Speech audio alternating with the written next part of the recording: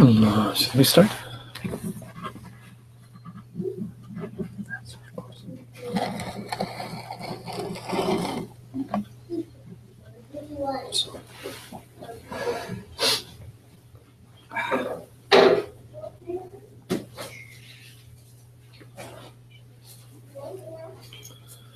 Assalamu alaikum wa rahmatullahi wa barakatuh.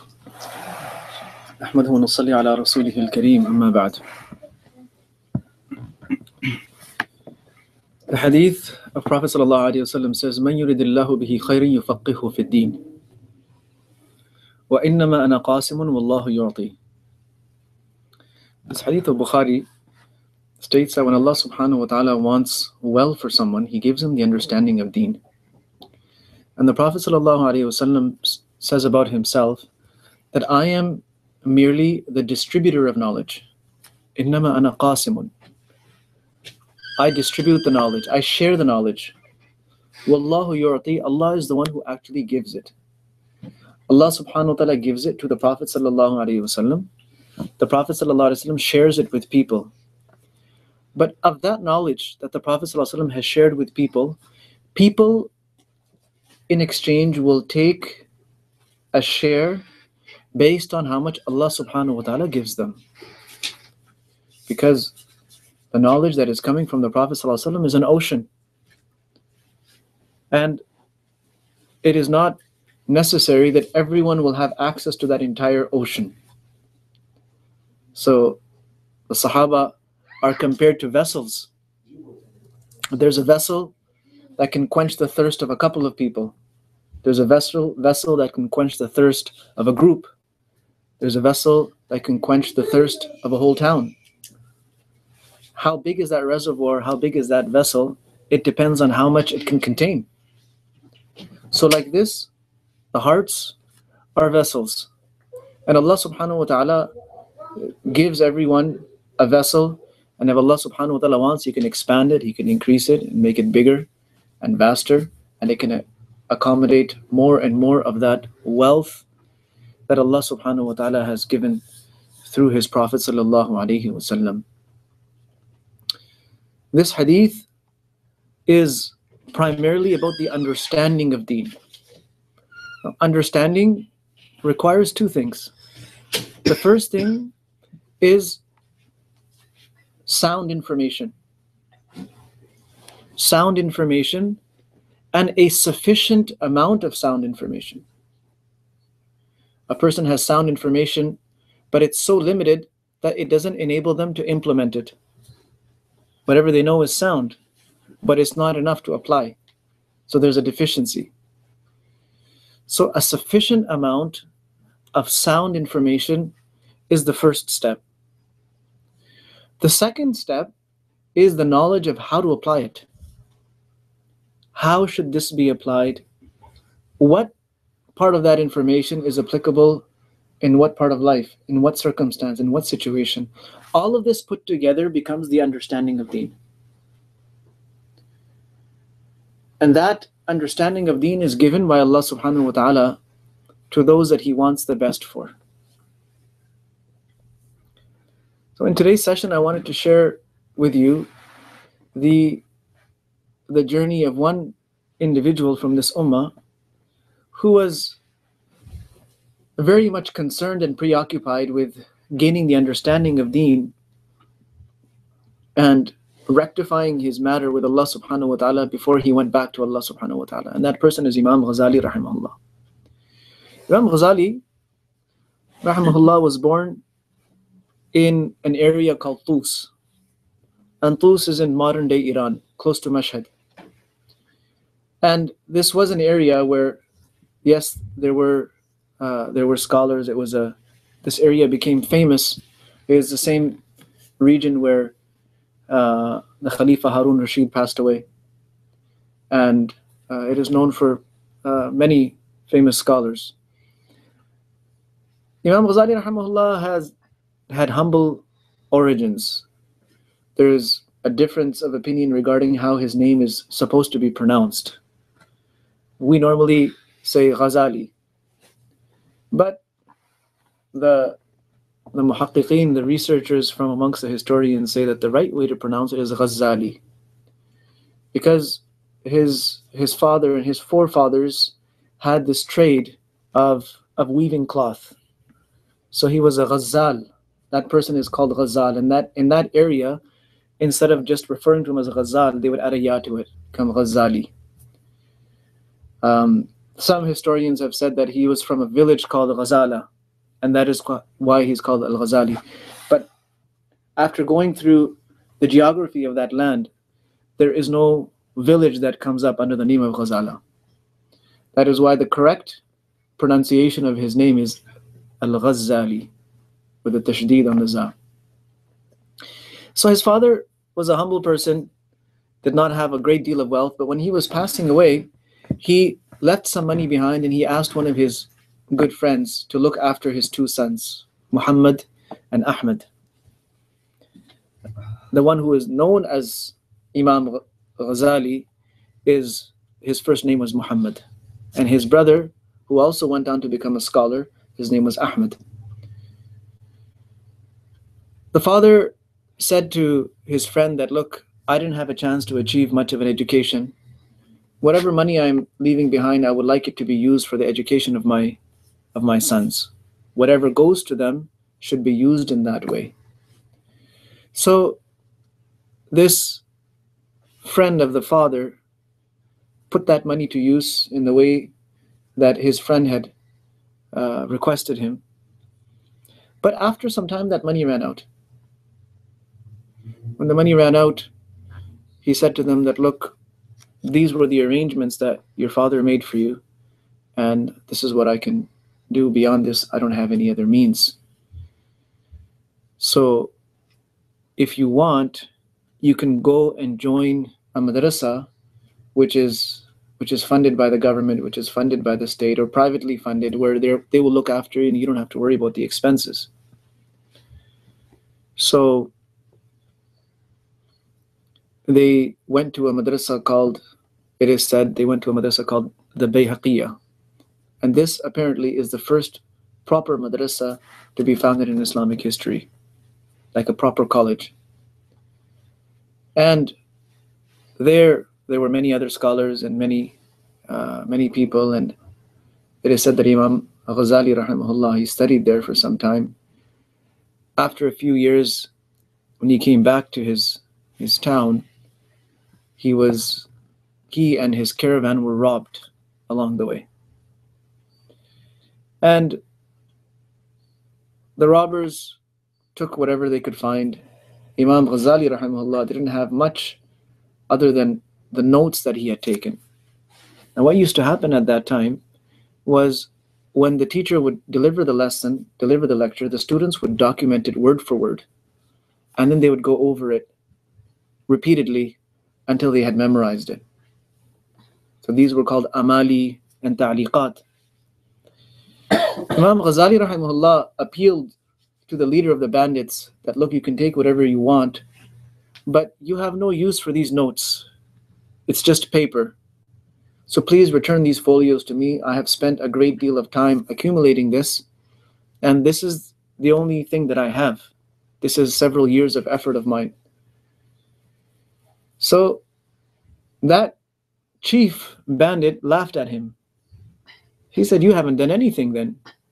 If all your knowledge is in those papers, then what do you have in your head? So if I were to throw these papers away or steal these papers from you, you would be left with no knowledge. What kind of knowledge is that? So saying these scornful words, he did give those papers back. But this message hit Imam Ghazali rahimahullah very hard. So he devoted the next couple of years memorizing whatever was in those notes.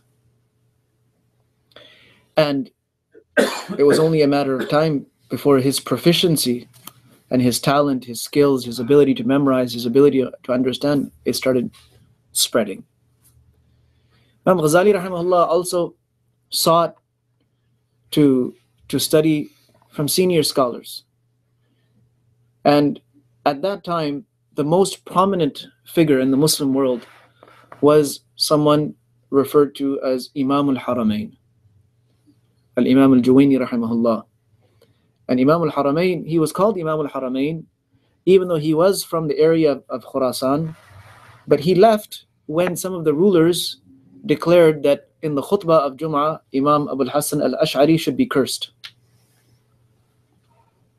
He should be cursed in the khutbahs of Jum'ah. And Imam al-Haramain al-Juwayni rahimahullah, he prescribed to the Ash'ari Aqidah that which is within the scope of Ahlul Sunnah wal Jama'ah, and he found this to be very incorrect and unjust, so he left. And then he stayed in Makkah and Medina, and he spent several years there, and there he was accepted as an authority. All the religious inquiries that would come to the Haramain would be presented to him, and he would be answering those inquiries. So he became known as Imam al-Haramain. After a few years, when Imam al-Haramain found out that things have settled down, the government has changed, they no longer have these kinds of policies, he decided to go back. And he was welcomed and essentially put on the pedestal and given a very warm welcome. And he was given so much importance that the leaders of that time, especially the Seljuk government and administration, they gave him a very high status. In fact, all of the awqaf, all the waqfs, the endowments that existed in the Muslim world at that time were placed under the direction of Imam al-Haramain. And all the major religious, all the major government decisions would be made only after consultation with him. So he was a very major figure. When he would go, the people would receive him with a lot of honor and distinction. The rulers would stand up and move out of their places for him. So Imam Ghazali rahimahullah stayed with him. And he stayed with him for a long time. Imam al-Haramain al-Juwayni rahimahullah had many students. Two of them became very prominent. Imam Ghazali rahimahullah became the most prominent. The other is Kayya al-Harasi, who became known as a great mufassir and as a great scholar of hadith and usul. He has also written a book called Ahkam al-Quran. It is published. So at that time, there was like a professor's assistant. Imam al-Haramain, when he would teach, he would have about 400 students sitting in front of him, listening to his dars.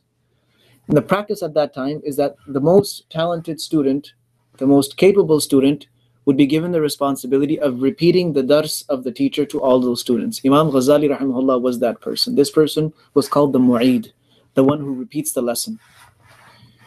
So throughout his studies, Imam Ghazali rahimahullah was the mu'eed. During this time, a major school had been established in Baghdad called the Nizamiyya. This was established by a pious minister of that time. He was the prime minister, one could say, of the Muslim government of that region. His name was Nizam al-Mulk. So he had established this madrasa, this university, which became the first proper university in the Muslim world, the Madrasa Nizamiyya. And it was the most cherished seat of learning in the Muslim world. Students flocked there from all over the world. And Imam Ghazali rahimahullah eventually was appointed as not just a teacher, but as the head teacher of this. And he was only 34 years old. And the reason for this was because he was so astute, he was so sharp, and his way of speaking was so eloquent.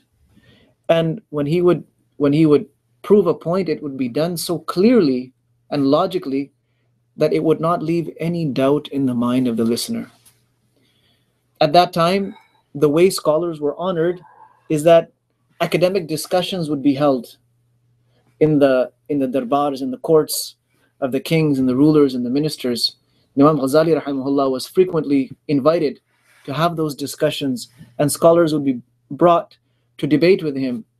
And Imam Ghazali rahimahullah always won the debates. And he didn't just win the debates, he provided so much knowledge and information that it became a joy to listen to him speaking. So his reputation started preceding him. And before long, he and his works, because he was writing at the same time, his works were being referenced everywhere. Now time is passing. He was born in 450 after Hijrah, and he is well into his 30s. He's hitting 40. And in this time, after about 4 years of teaching, he became the victim of a severe kind of a depression. And this state of depression prevented him from eating. It made him sick.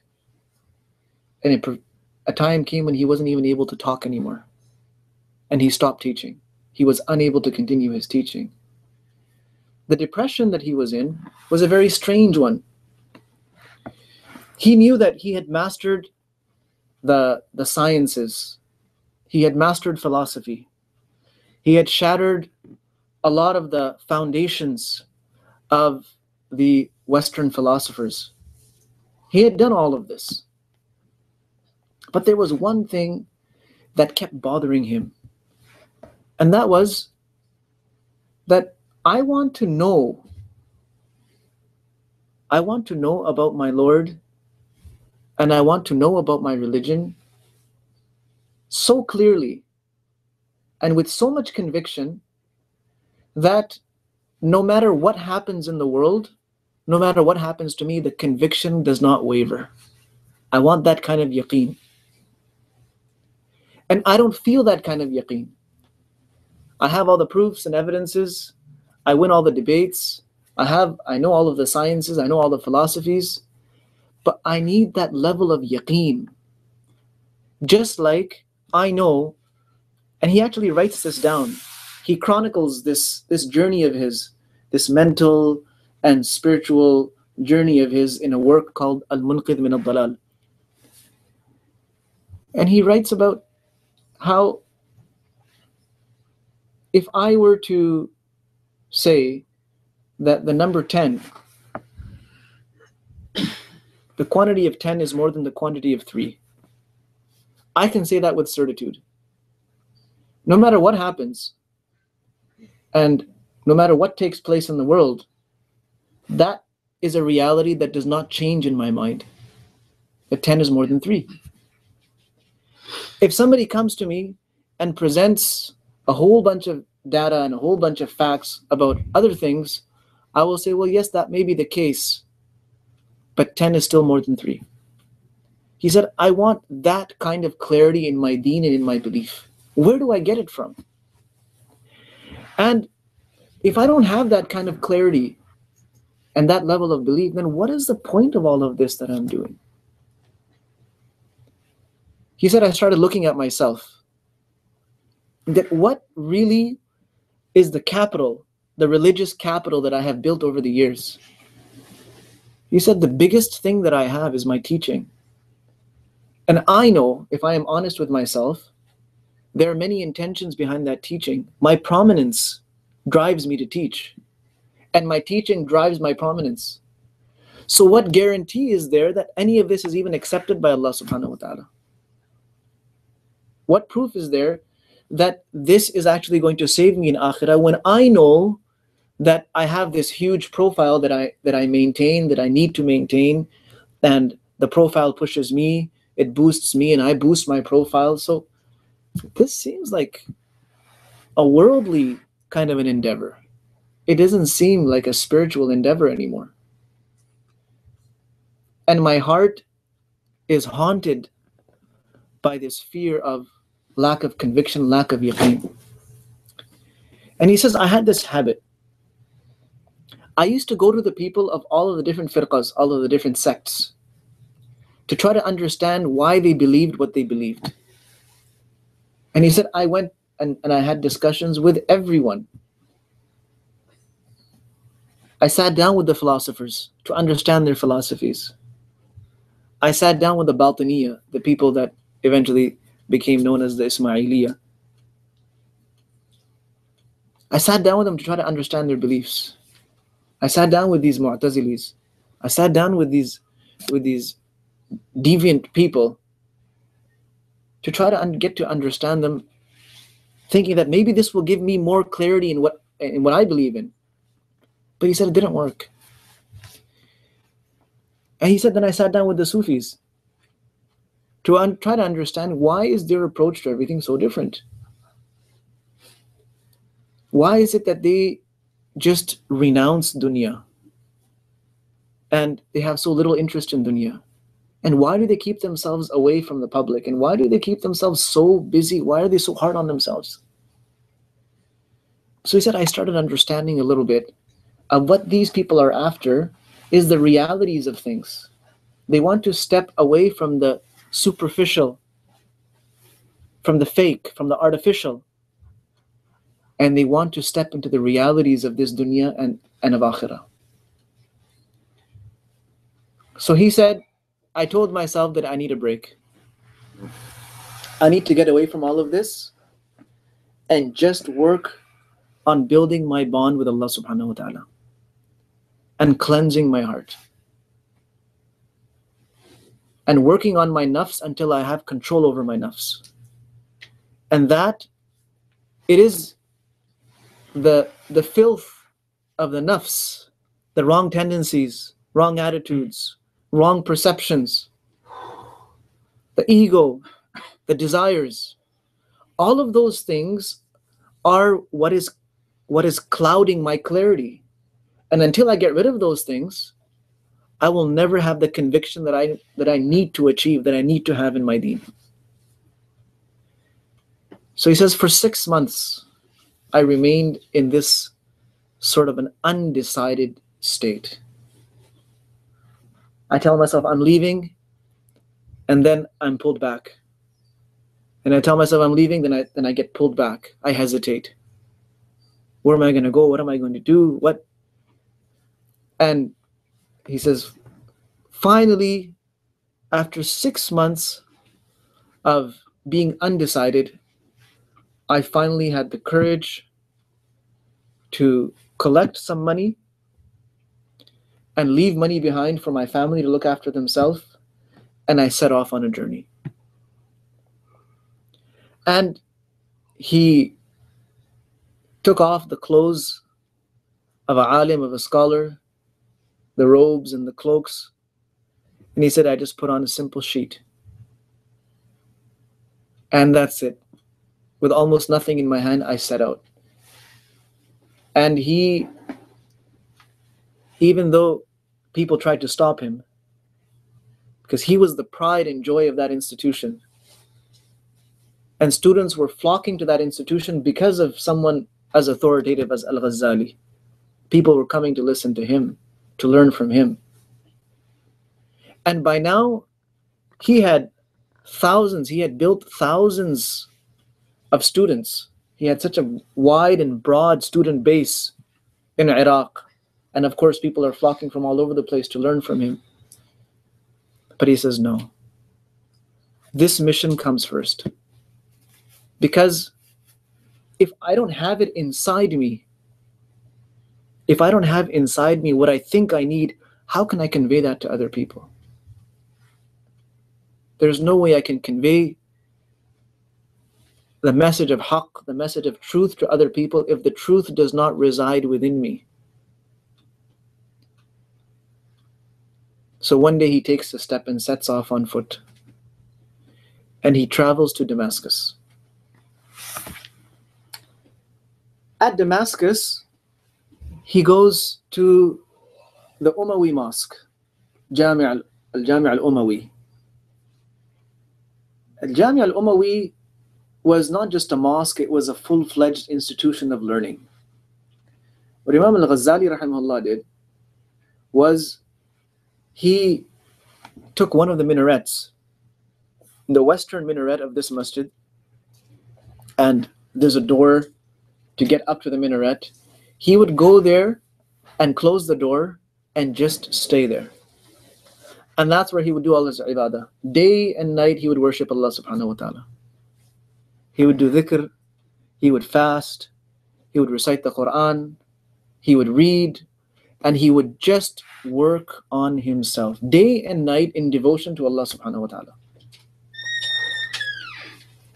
And like this, in that minaret, he spent 2 whole years, completely secluded from everyone. Now, sometimes he would go out. Like I said, he would read books. He wrote books.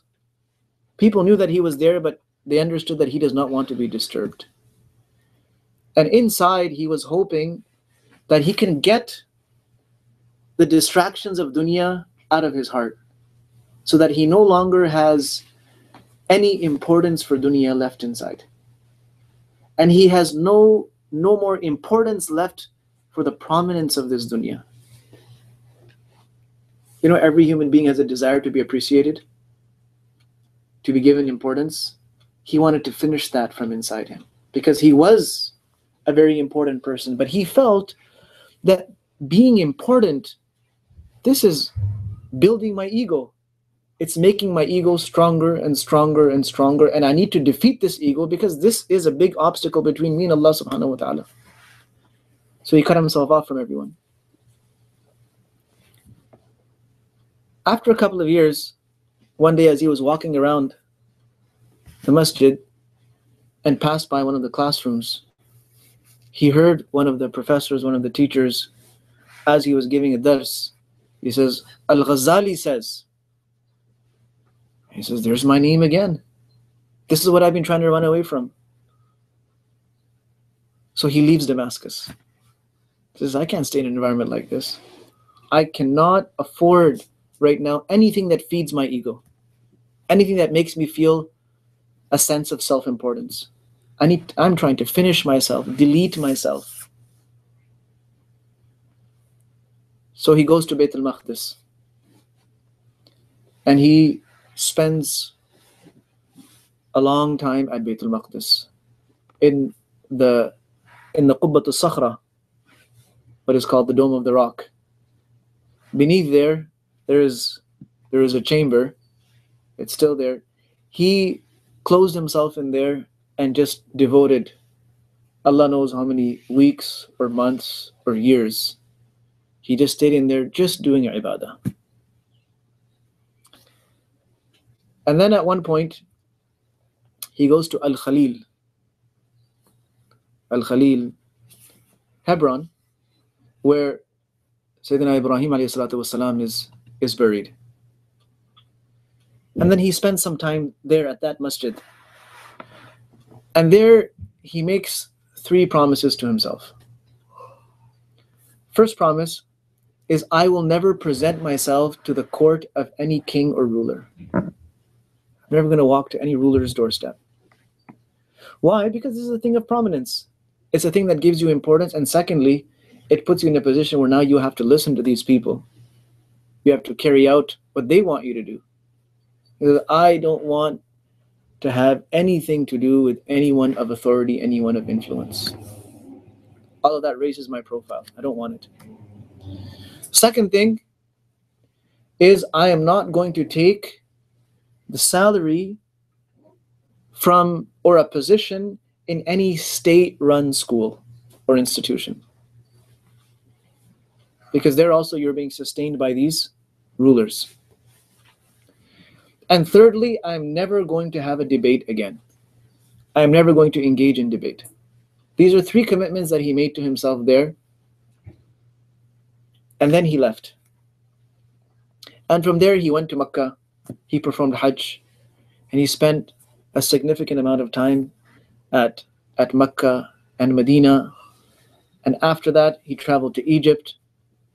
And slowly, gradually, he started making his way back to his homeland. In this time, about 10 years had passed. 10 years. But the man who was the most prominent figure in that society completely removed himself, detached himself from society. People hadn't forgotten about him. And Imam Ghazali, rahimahullah, in these 10 years went through different phases. He went through some phases where he was doing nothing but ibadah and pushing himself, really, really exerting himself in trying to get close to Allah subhanahu wa ta'ala. Sometimes he would just travel from place to place as an unknown stranger traveler. And sometimes he sat down and composed works. It was during this period of seclusion that he compiled Ihya Ulum ad-Din. The scholars mentioned he had no books to reference. He was out there by himself. But Allah subhanahu wa ta'ala put things in his heart and he organized his thoughts and put them down on paper. And it was during this period that this great work came into existence. And other books as well. There are several books. Remember, Imam Ghazali rahimahullah leaves behind a legacy of probably close to 475 works, written works. When he comes back to his area, the request from now the offspring of that same minister, Nizam al-Mulk, who are now the ministers, is that please start teaching again.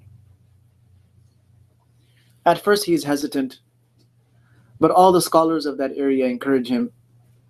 He consults with his friends, with other people that he feels are very close to Allah subhanahu wa ta'ala. And people tell him that no, there will be a lot of khair in you resuming your work of teaching, of ta'aleem and tarbiyat. He says, now my state was completely different than 10 years ago. Everything seemed crystal clear to me. Everything. I now saw things as realities, not as concepts, not as ideas, not even as beliefs. Everything opened up to me with all its realities. And it's like Allah subhanahu wa ta'ala had lifted the veils from my eyes and from my heart. So now his tone has completely changed, his style has completely changed. He is all about spirituality, all about getting close to Allah subhanahu wa ta'ala, all about purifying the nafs, getting rid of the bad elements, the dirty elements, the filthy elements that reside within us. So now his ta'aleem has a completely different flavor to it. And people are benefiting. And once again, notwithstanding his efforts of trying to keep himself secluded, the name Al-Ghazali starts spreading all over the Muslim world. This time, he is met with opposition. There are people who have become extremely jealous of him. Why is this guy so prominent? Why is it that we spend our lives trying to get close to rulers, trying to line ourselves up, trying to position ourselves so that our interests are protected, and this guy, everyone just comes to him. All the influential people come to him. So people started spreading rumors about him and started saying things to damage his reputation. All kinds of things. And there came a time when the leader of that area, the ruler of that area, had him summoned. Now he says that, well, on one side I'm being summoned. If I don't go, it's going to be seen as an act of rebellion. But on the other side, I have made this commitment that I'm never going to go to the door of any ruler. I made that commitment. So after some thinking, he comes up with a plan. So he leaves his area and goes and travels towards where that ruler is, but he stops. He stops after passing more than halfway, and he sends a letter to the ruler. He says that you have summoned me, and I have left. I am making my way over to you, but I would like you to give some consideration to a commitment that I made to myself while I was at the masjid of Ibrahim alayhi salatu wassalam, that I will never do these three things. So if there is any chance that you can pardon me from coming and convey whatever you need to convey to me through writing or through whatever way you deem, then I would really appreciate it, so then I won't have to break this commitment. When the ruler saw this, he said, you have a man who's committed to not going and seeing rulers? This must be some very special person. And I think there is more to this person than what is being spread about him. And so he decided that I'm going to go and see Al-Ghazali myself. So he prepares a whole delegation and a whole camp to travel with him. Now, those people who were causing trouble, they're saying, this is what we didn't want to happen. And if Al-Ghazali ever meets this guy, we know he's going to, spin his magic wand over him, and this person is going to just be won over. So they increased their propaganda against Imam Ghazali. They increased it. And they reached the point where they said, this person's aqaid are not correct.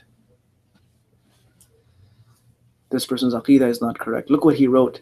Now there was a book that he wrote while he was a youngster, while he was still a student of Imam al-Haramain. He hadn't even graduated. And in that, on some points, he had criticized Imam Abu Hanifa rahimahullah. So they took those, you know how like today people take sound bites. So they took some lines from that work and they said, look, he has criticized Imam Abu Hanifa. This person cannot be from Ahlul Sunnah wal Jama'ah. He is a zindiq. He's not from us. He's working for someone else. He's an agent for someone else.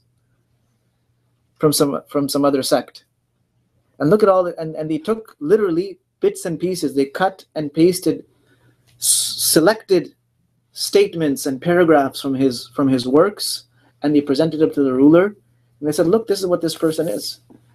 So on one side, the ruler is getting frustrated, and on the other side, his intrigue is increasing. But he still wants to meet Imam Ghazali. When they saw that this is not working, they said that before you meet him, we want to debate with Ghazali on these issues. We want him to prove himself, to prove what he's written. So they started gathering people, gathering crowds to create noise. And their point was not to win any debate. Their point was to make him so frustrated, to get him so upset, to offend him so much that he says, I'm going back. Anything to keep him away from this ruler. When the students of Imam Ghazali rahimahullah found out that this is what these people are up to, they jumped in. And they said, you want to debate? Show us your points first. Imam Ghazali rahimahullah is of a status that you don't deserve to sit in front of him to debate. You're nothing in front of him. So bring those points to us. We will answer those points first. And then whatever is left over, we will bring it to him. And if we think your questions are worthy of it, we will take those questions to him and bring back the answers to you. Now these guys were stuck because they didn't really have anything to debate about. So like this, the students of Imam Ghazali rahimahullah, who were in the hundreds, just in that area, they came in and they put this thing out. So finally Imam Ghazali rahimahullah has this meeting, and yes, the person is charmed, he's won over. And then a request comes for him that, can you please come to Baghdad? We need you in Baghdad. There was a major event happening there. So a royal request, a royal invitation was sent to him to come to Baghdad. Imam Ghazali rahimahullah goes to attend this event in Baghdad, and there all of the people of Baghdad, they surround him and say, we need you here. The people of that madrasa nidamiyya say that we need you back. Since you left, it hasn't been the same. Now when he left, he appointed his brother Ahmad as the head teacher in his place. Now, his brother Ahmad, rahimahullah, had done his level best to provide whatever he could for the students. But he did not see himself, and the others did not see him as a replacement, as a substitute for Al-Imam Al-Ghazali, rahimahullah. So everyone pulled all of their efforts. The rulers got involved, that please come back to Baghdad and stay here, and this is where we need you. After being pushed and pressured, Imam Ghazali rahimahullah wrote down his answer. He said that, though I appreciate your request, I am unable to accept your request for the following reasons. The first reason was, of course, that I committed not to work at any state-sponsored school. I made that commitment to myself. The second commitment I made was that I would never debate. And one cannot live in Baghdad and not debate. The environment was such that over every issue, debates were held. And it is not possible to live in Baghdad as a scholar and not engage in debates. So that would break my second commitment as well. And he said, my third excuse is that I have a family now. That family has needs, and that family is not prepared to leave my home, my hometown, my area. They're not prepared to make this journey.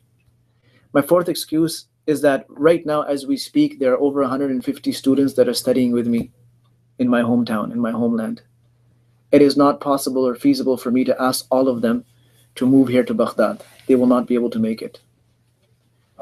So the demands and the requests kept coming, but Imam Ghazali rahimahullah remained firm on this. And he went back and he taught in a very small school that he opened up just by his house.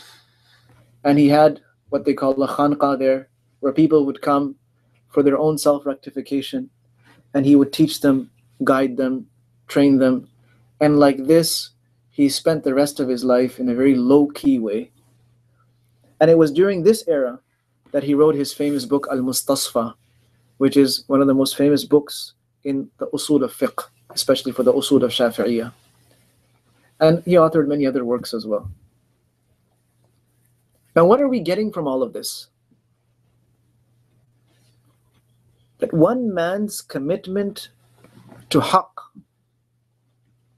to the truth, and to getting close to Allah subhanahu wa ta'ala supersedes all his other ambitions. And Allah subhanahu wa ta'ala had given him that understanding to look through the smoke screens. He had given him that insight that pierced right through all of the cover-ups and get to the core of the issue, and that is, where is my heart in respect to the recognition of Allah subhanahu wa ta'ala? And have I really fulfilled this endeavor that Allah has given us, قَدْ أَفْلَحَ مَنْ زَكَّاهَا, that the one who has purified his nafs has indeed succeeded? Have I made it there yet? Or am I just deceiving myself? And he did the most difficult thing that he could have possibly done at that time, and that is extract himself from all of the glory, the prominence, the wealth, the influence, and the lifestyle that came with being the top scholar of his time. He completely extracted himself and wandered about as a wayfarer, working on himself, working on his flaws, on his weaknesses, conquering the nafs, and achieving what he felt he was really put in this world to achieve. Now what this does for us is it gives us a roadmap. People engage in different endeavors throughout life. There are some endeavors that we undertake for the sake of deen. There are other endeavors that we undertake for the sake of dunya. But honestly, have we ever thought of where we stand with Allah subhanahu wa ta'ala? And the road that we are taking, is it really, truly going to help us fulfill our ultimate objective for which we were created? Worldly endeavors are worldly endeavors. We see them as worldly endeavors. They're very easy to identify. This is what I do for a living. This is my dunya. So regarding those endeavors, the utmost imperative that we have is to make sure that our dunya, whatever we're doing for dunya, is within the scope of the commandments of Allah subhanahu wa ta'ala. Otherwise, it's going to become a source of punishment for us. But aside from that, our deen, whatever we do for deen in terms of worship, in terms of whatever our endeavors are we really doing it in a way that is bringing us closer to Allah subhanahu wa ta'ala, or are we just deceiving ourselves?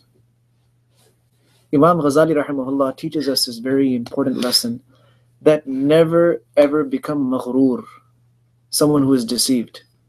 They're telling themselves that they're doing the right thing when inside they're empty and they're hollow. The world sees them as a very important person doing very important things, but inside their heart is empty of the realities, of the beauties, of the nur, of the recognition of Allah subhanahu wa ta'ala. That is where shaitan is hitting us the most. He'll stop us from doing things first.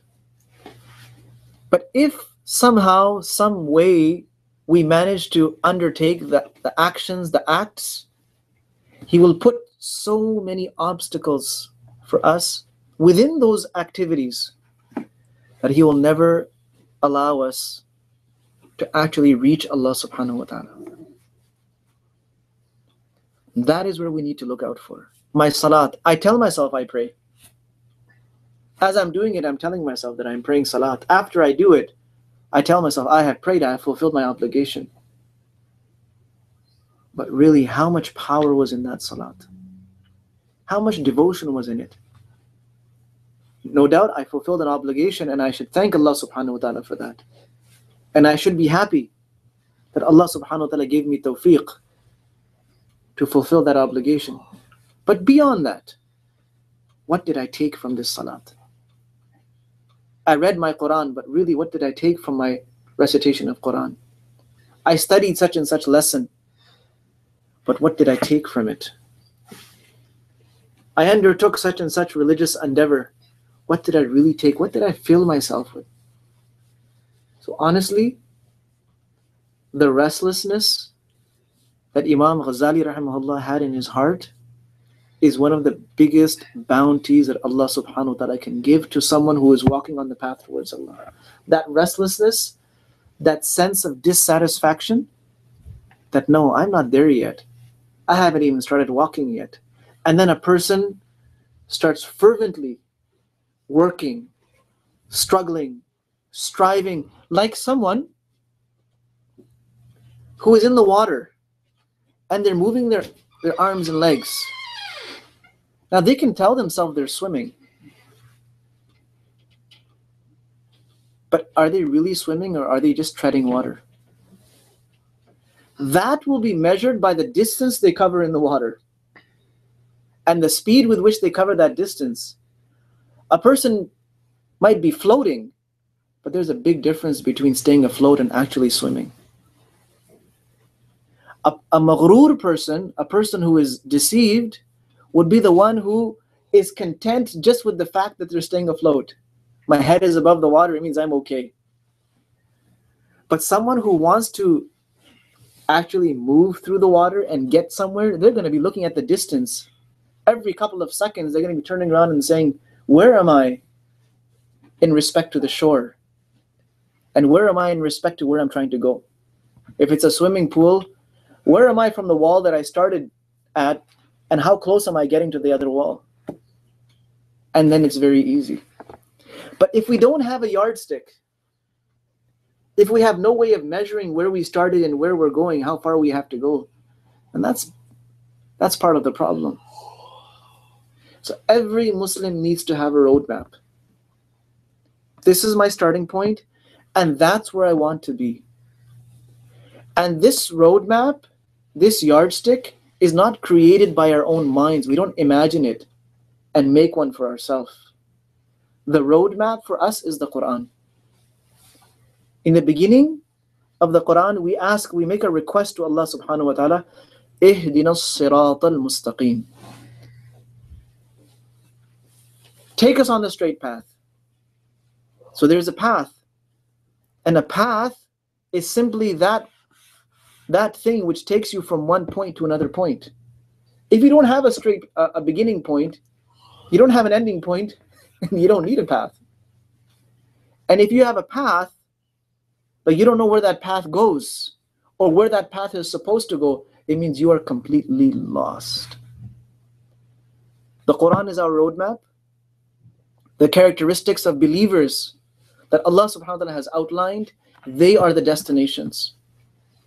They are the landmarks that we have to achieve in our lives, so that when we leave this world, we have within us all of, or the maximum amount of those characteristics within ourselves, alive, thriving.